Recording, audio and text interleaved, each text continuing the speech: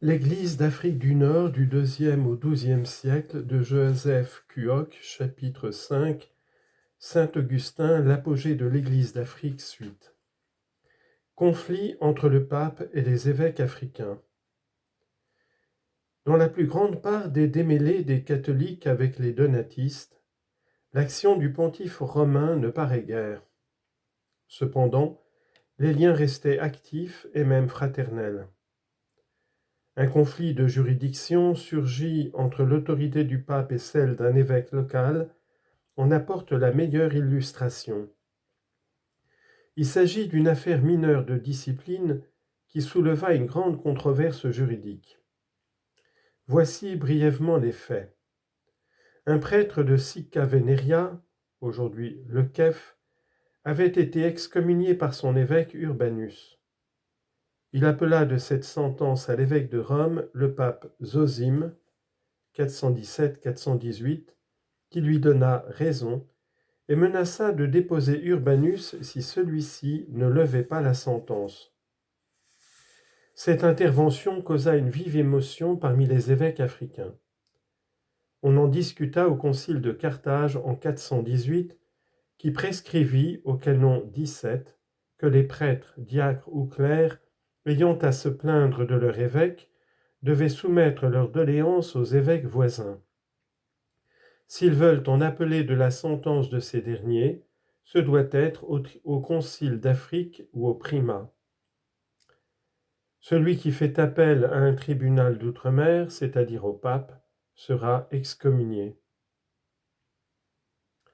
Le pape riposta en envoyant 3 légats qui prétendirent étayer la juridiction du pontife romain sur les pseudo-canons de Nicée. Le légat Faustinus soutint devant 17 évêques africains réunis en synode en 419 que ces canons étaient authentiques. En consultant les actes du concile, les évêques constatèrent qu'il n'en était rien. Il fut décidé de faire une enquête sur le sujet auprès des églises de Constantinople, d'Antioche et d'Alexandrie. Le résultat s'étant avéré négatif, fut accablant pour les Romains. Après la tenue du 20e concile à Carthage en l'année 424, les Africains repoussèrent avec fermeté la juridiction romaine. Voici en résumé la fin de la lettre qu'ils adressèrent au pape Célestin Ier en 422-432. Les dates de Célestin Ier étant, je suppose, 422-432. Citation. « C'est très prudemment et très justement que les canons du concile de Nicée ont décrété que toutes les affaires devaient trouver leur conclusion au lieu même de leur naissance. La grâce du Saint-Esprit ne fera défaut à aucune province dans l'administration de la justice par les prêtres du Christ, à moins qu'il ne trouve quelqu'un pour croire que Dieu a pu réserver à une seule personne, quelle qu'elle soit, la justice dans le contrôle et la refuser à d'innombrables évêques réunis en concile.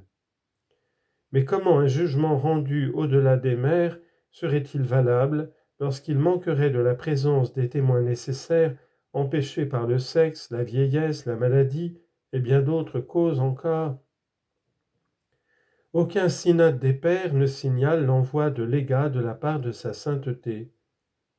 Veuillez donc ne plus nous envoyer de clercs accusateurs, car, en ce qui concerne notre frère Faustinus, sans parler du déplorable Appiarus, déjà séparé de l'Église du Christ pour ses mauvaises actions, nous sommes sûrs qu'on ne le supportera pas plus longtemps en Afrique. Que le Seigneur conserve longtemps votre sainteté. Priez pour nous, Seigneur frère. » Fin de citation. Déclin du paganisme. Les historiens modernes ont noté qu'une des périodes les plus prospères du paganisme fut celle du règne des Sévères, de 193 à 235. Ce n'est qu'à partir de la seconde moitié du IIIe siècle que se sont manifestés les premiers signes d'une désaffection envers le culte du grand dieu africain Saturne qui avait remplacé le Baal Hammon des Puniques dans la dévotion populaire. L'abandon dans lequel sont laissés les temples à cette époque en est une preuve manifeste. Le règne de Dioclétien, 283-303, marque une reprise de la religion traditionnelle. De nouveaux temples sont construits, d'anciens sont restaurés. Chaque ville de moyenne importance a son Capitole, symbole non équivoque de sa romanité. Mais surtout le culte impérial est revivifié et réorganisé sous l'autorité lointaine de l'empereur pontife suprême et celle plus proche des gouverneurs de province. C'était une réaction contre la croissance numérique du christianisme. On pouvait alors se faire illusion et croire que le paganisme était encore la religion dominante. Toute la vie publique et privée de la majorité des Africains, même d'une partie des christianisés, n'était-elle pas empreinte de mythologie et de croyances religieuses populaires? À la même époque, c'est-à-dire dans les 40 ans qui précèdent la persécution de Dioclétien de 303 à 305, le christianisme a connu une longue période de calme qui a favorisé grandement son essor dans les villes et les campagnes avoisinantes. Rappelons qu'alors, une ville petite ou grande sur 4 avait un évêque en Afrique et en Numidie. Ce fait massif suggère qu'un tel encadrement chrétien ne pouvait être sans influence sur les païens et leurs croyances. Par sa seule présence, le christianisme menaçait le paganisme et devenait même par sa valeur intellectuelle et morale un dangereux concurrent. On comprend dès lors les inquiétudes d'un Dioclétien devant cette montée de la religion nouvelle. Cependant, au niveau plus modeste des relations humaines, chrétiens et païens cohabitaient dans une concorde de bonne aloi.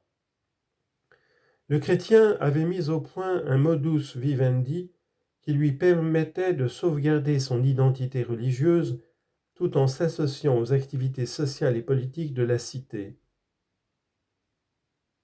Cette attitude fut payante. On le vit lors de la persécution de Dioclétien, au cours de laquelle des païens se montrèrent plutôt conciliants envers leurs concitoyens chrétiens dans l'application de l'édit impérial.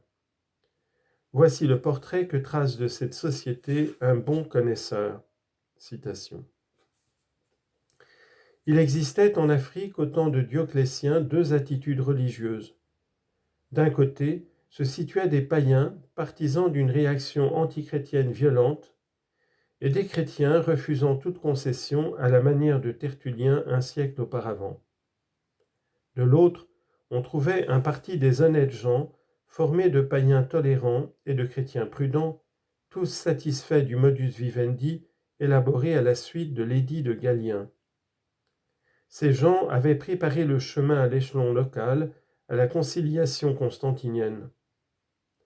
Au cours des 40 années précédentes, des dirigeants municipaux et des évêques avaient, dans la vie quotidienne des cités africaines, appris à se connaître, à s'estimer, à trouver des moyens de vivre en bonne intelligence au prix de concessions réciproques. Là où ils étaient au pouvoir, ils purent éviter aux habitants de leur ville une sanglante épreuve en esquivant habilement les mesures impériales. Cette attitude montre par ailleurs dans une bonne partie de l'élite dirigeante des cités une grande modération dans les convictions religieuses, une absence de fanatisme qui explique les limites de la réaction païenne face à un christianisme en pleine expansion. Fin de citation de Lepelley.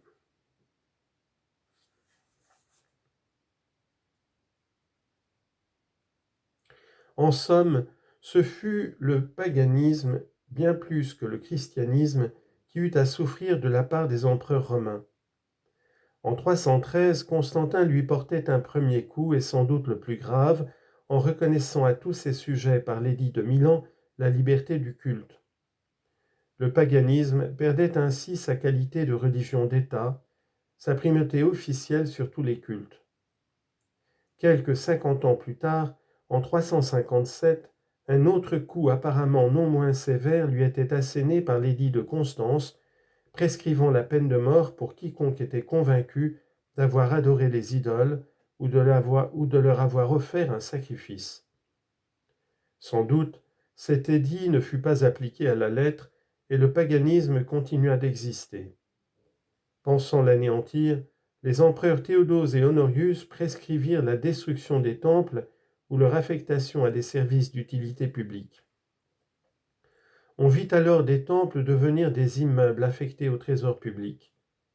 Quelques-uns, très rares, furent transformés en églises, tel le temple de Juno Celestis à Carthage jusqu'à sa démolition en 421.